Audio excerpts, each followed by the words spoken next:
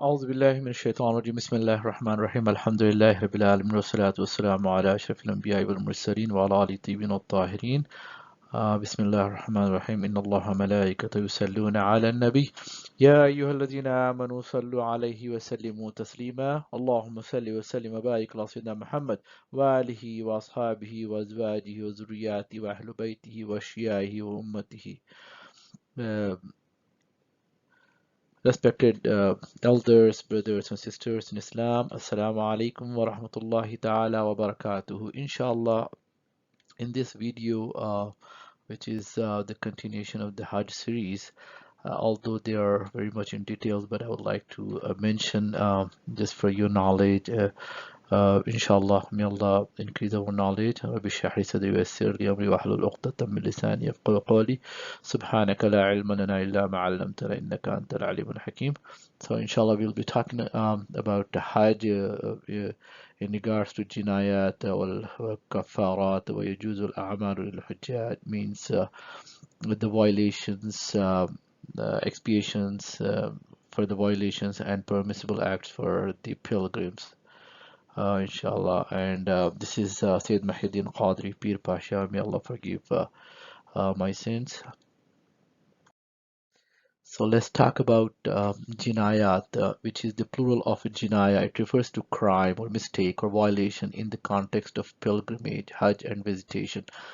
So jinayat are all those violations which are committed whilst one in the state of Ihram, or it is those crimes which are committed within the boundaries of Haram, especially during the Hajj also, uh, when we are in the state of Ihram. So inshallah we'll be talking. So there are three type of expiation for that, which is called kafara, that are imperative for the violation for the jinayat. Number one is called dam, and number two is badana, number third is sadaqah. So those are the expiations that we will be talking about. So let's talk about the dam. What does that mean? It means dam consisting of sacrificing a goat or sheep or the seventh of camel or cow. If the Haji cannot afford to sacrifice a goat as expiation, like kafara, then he or she can fulfill the expiation by fasting for 3 days or feeding six poor people 2 meals each one, or giving each of them 1.6 kg, which is a half saw, uh, nusfa saw wheat in charity. And the dam becomes wajib, imperative, in the following circumstances. So we should know about these. While in the state of ihram, applying perfume on a whole body part or more. So just remember this. Using perfumed oil comes under the same ruling as applying perfume. Oils, including olive oil, come under the same category of perfume, even if it has no smell. However, consuming them as food or putting it up one's nose or on a wound as medicine does not make the dam wajib. Using pure perfume or scent or consuming perfumed sweets that cover most of the mouth. This is okay. Uncooked scent in food, the smell of which is overpowering in the food. So that is dam becomes wajib on this one. Putting on thin henna or hair dye in a way that the hair is not covered completely and the dye can be seen, a single dam is necessitated. If, however, the hair is covered by the henna or dye and the hair dye cannot be seen, and it is for the period of the whole day or night, then two dam becomes wajib for the man and only a single dam for a woman. Applying henna or hair dye on the beard. applying henna on the whole palm of the one's hand or the sole of the foot. It is when we are in the state of ihram. Okay, prior to the ihram, if we have henna already, that's okay. We don't have to pay the penalty of them. Wearing a stitched piece of cloth for the whole day or night. Wearing a sock for the whole day or night. This is for the men. Removing a quarter of the hair of one on one's head or beard by any means. Removing hair from the whole neck, the armpit, or below the navel, belly button. Clipping the nails of a whole hand or foot, or clipping all 20 nails of the both hands and feet. Sensually kissing and caressing any person with the bodies touching together. A sexual interaction before the Wuquf al-Arafah, means stay in Arafah, renders the pilgrimage must be repeated the following year. And badana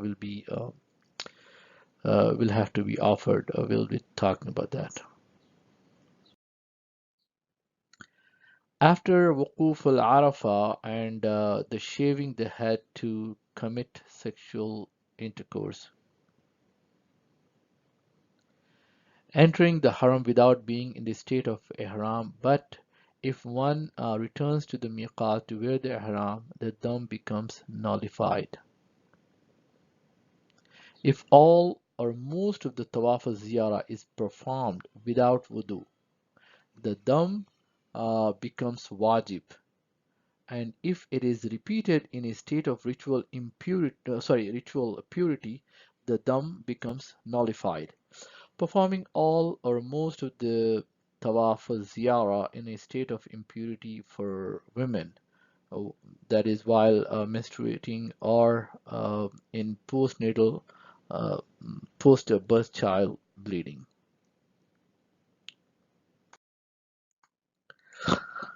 If most or all the Tawaf al-Qudum or Tawaf al-Wida is not performed, then the dams become wajib. Not performing the Tawaf al-Wida at all necessitates the dam, though a menstruating woman is excused from performing it. Not performing the Tawaf al-Qudum is condemned makruh, but it does not necessitate the dam, means offering the sacrificing the sheep or goat. Not performing all or most of the sa'i or performing it on a wheelchair necessitates the dam. If one repeats it on foot, then the dam will be nullified. So uh, using the wheelchair is permissible for those who cannot walk, who is ma'zur, who is has the legitimate reasons. Okay, that's a test for that one. Leaving Arafat before sunset. However, if after leaving one returns before the sunset and then leaves after sunset at proper time, then the dam will be nullified. So make sure we are not leaving before sunset. It is wajib to stay there. So any violation of wajib, the dam is a necessitate. Not performing the wuquf at Muzdalifah, which is on the 10th of Zulhijjah, which is the Shab of 10th of Zulhijjah, after uh, coming from Arafat, and not performing the Rami, which is stoning of the devil Jamarat, or not casting most or all the stones on a particular day. Shaving the head outside the boundaries of the Haram or doing so before the Rami. For those performing the Hajj Qiran or Hajj Tamattu, shaving head before Qurbani, or performing the Qurbani before Rami. So this is dam is required. Shaving the head after Ayyam al-Tashriq, which is 11th, 12th, and 13th. So the kafara means the expiation is dam. Delaying the Tawaf al-Ziarah.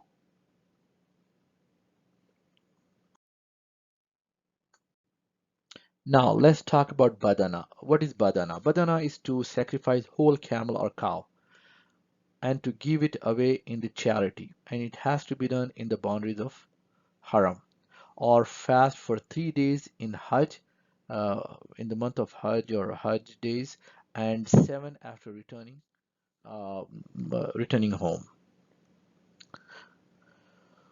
So we have two options here. Okay, one, performing the Tawaf al-Ziyarah in a state of impurity. For women, it is when they are in the menstruation or postnatal bleeding. For men, it is when they are in the state of janaba, means when they are in need of ghusl. They and when they enter in the Kaaba in the impurity state. So the badana needs to be offered. And engaging in husband-wife relation after wuquf al-arafah, but before shaving the head. That's a penalty of badana. So just paying of badana is necessary. That's paying the penalty of badana is necessary, but Hajj is nullified. So the person has to redo the Hajj the following year, according to the verse of Quran, Surah Al-Baqarah, verse 196. Now let's talk about sadaqah, charity, and this is another expiation, which is to give away a wheat or cereal to the poor. It constitutes half a sa, which is 1.648 kilogram, which is we can many people give 2 kg of sa, which is 3.64 pound of wheat. It is equivalent to sadaqatul fitr or its monetary value. It can be given anywhere in haram or outside of the haram. Those who are coming from India, Pakistan, America, and other countries, they can go back and they can give them. And many scholars say that it has to be within the months of Hajj. The sadaqah become wajib imperative if any of the following violations takes place. Number one, applying perfume on less than one body part.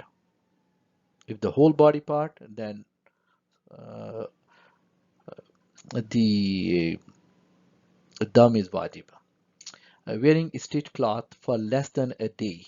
If it's for 24 days, then dam is wajib. Otherwise, sadaqah will be uh, offered, will be given. Covering the head for less than a day. Shaving less than a quarter of the hair on the beard or head. If you do it the whole head or shaving the beard, astaghfirullah, then dam is wajib. Shaving hair anywhere on the body except the head, beard, throat, neck, armpit, and the area below the navel, which is the belly button. Shaving the head of someone who is in the state of Ihram. That's sadaqah is wajib, and according to some scholars, dam is wajib for both of them, the one who is shaving and the one whose head is shaved. Clipping the nails of less than 5 fingers or toes. Sadaqah must be given for each nail clipped. If all 20 uh, are clipped, then dam is wajib. Performing the Tawaf al-Qudum or Tawaf al-Sadr, which is Tawaf al-Wida, without ablution. To miss casting a stone at any of the stone pillars, Jamara, Sadaqah must for each stone, or must be given for each stone one did not cast at the pillar. Killing head lice or an insect necessitate charity less than half a sa, which is 1.64 kg of wheat. One can give whatever they want in charity. There are some extreme cases for women for Tawaf al-Ziarah, as we all know that it is one of the integral part of the Hajj. This is a rukun of Hajj, Tawaf al-Ziarah. What should a woman do if she is experiencing menses and has not yet performed Tawaf al-Ziarah while her seat for return flight has already been booked? So I have mentioned this one, but again, if possible, she should get the reservation for her seat cancelled and perform Tawaf al-Ziyarah after attaining the purity. So let's try the step by step. Number one, this. Number two, if the cancellation of reservation causes difficulty for her on her traveling companions, she can perform Tawaf al-Ziyarah in the same state because of compulsion, but badana will be due to her, which is a camel, a cow, or she can fast for 3 days in the month of in the haram, and four when she sorry, 7 when she comes back.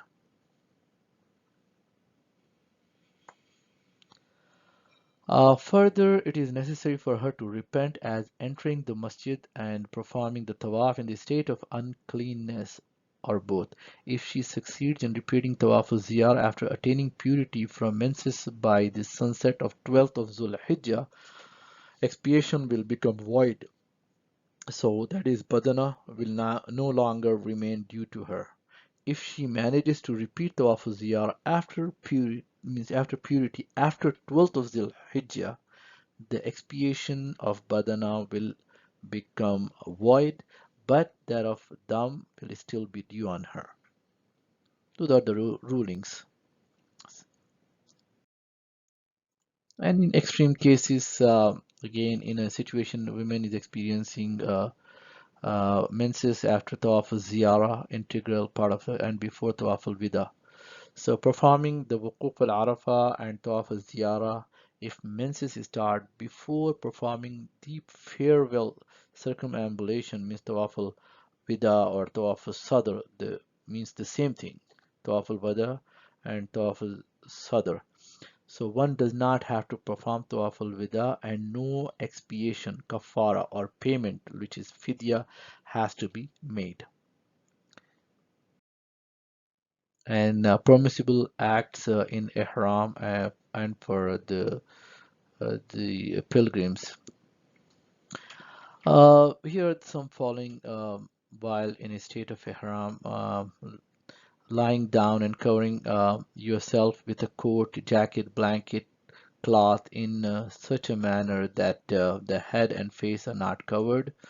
Uh, Tying a jacket, coat, or upper body garments on the lower body, like a tahban, lower part of the body, and we do that. Taking the corner of a blanket inside the tahban, that's fine, as long as it does not uh, wrapped. Wearing a purse, which is permissible. Wearing a weapon on the body, that's permissible. Bathing without rubbing the body, just let the water flow. Taking a dip in the water, that's fine. Just a dip. Uh, Washing clothes, provided it is not done to kill lice. Uh, Using miswak, that's highly praiseworthy, and sitting in the shade of something, that's permissible. Using an umbrella, that's permissible. Wearing a ring, that's permissible. Applying non-fragranced coal antimony, that's permissible. Removing a tooth, it's okay. Breaking off a partial broken nail, that's permissible. Popping a boil, or that's permissible. Circumcision, having a vein open in order to allow bleeding, and taking a hair out of the eye, scratching the head or body softly in such a manner that no hair is broken. The perfume that was applied before ihram was worn remaining on the body or ihram. Slaughtering reared animal like camel, goat, cow, chicken, etc., cooking its meat, milking them, breaking its egg, and boiling it just for eating purpose. Catching fish in order to eat. Uh, Killing any sea animal for medicine if hunting or fishing is not for medicine or food and is purely for pleasure, as is very common, then hunting any kind of land or sea animal for this is strictly prohibited and becomes even more prohibited in the state of Ihram. But cutting grass or cutting down trees outside the haram, killing impure and poisonous birds of prey like crows, mice, chameleon, lizard, snakes, scorpion, bugs, mosquitoes, fleas, flies, etc. Even if we are in the haram, we are allowed to kill them by the permission granted by the Prophet Sayyidina Muhammad sallallahu ta'ala alayhi wa sallam. Putting on a bandage on a wound or any part of the body except for the head and face. Putting a pillow below the head or back. Placing a hand, whether your own or someone else, on your nose or head. Covering the ears with a cloth. Covering the beard below the chin. Carrying a pot or basket on the head, that's permissible. I see many people get confused with that one, and so it is permissible. Eating or drinking food or beverages which are naturally fragranced or cooked and do not give off a strong odor, like after the process. Applying any kind of oil on the hair or body like ghee, fat, mustard seed oil, coconut oil, almond oil, etc., except uh, olive oil. That's considered as um,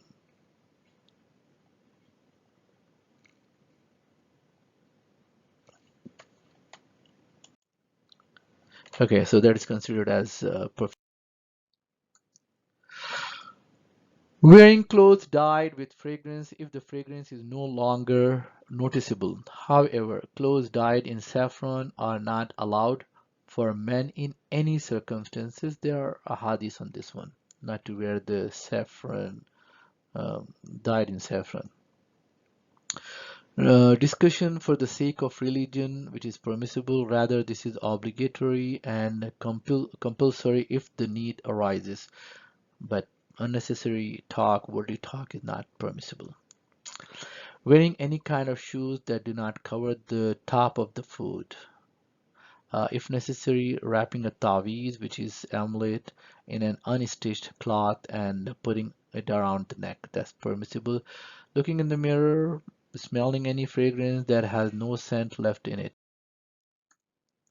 Uh, Tying scented items that have no fragrance left in them into the end of the head covering. Getting married, that's permissible. Wearing sandals that do not cover the ankles, heels, and toes. Like this one, although some scholars do not, there is a debate, but it is permissible. We can wear this one as long as the ankles, heels, and toes are visible. Wearing a belt to keep your money and documents and to tie your izar, the lower part of the ihram, with the stitch belts are permissible.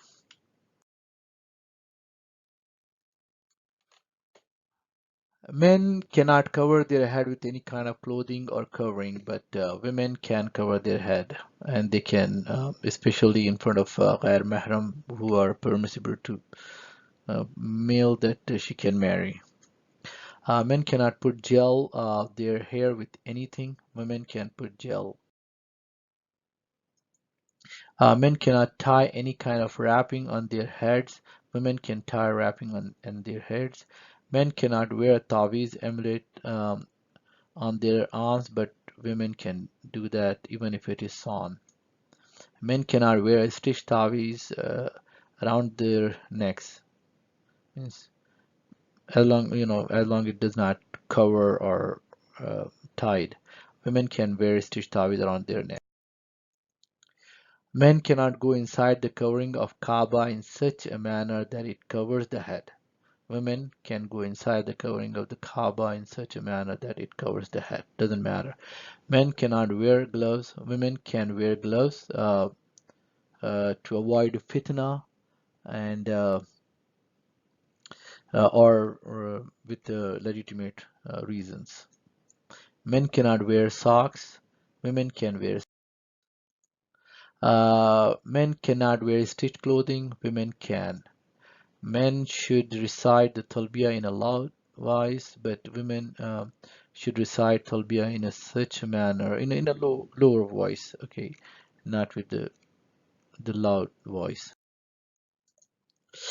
Men cannot cover their head with any kind of cloth or covering. Women can cover their head. It is essential to cover it in front of permissible al-Mahram. I think this is repeated. Let me go. Sorry about that.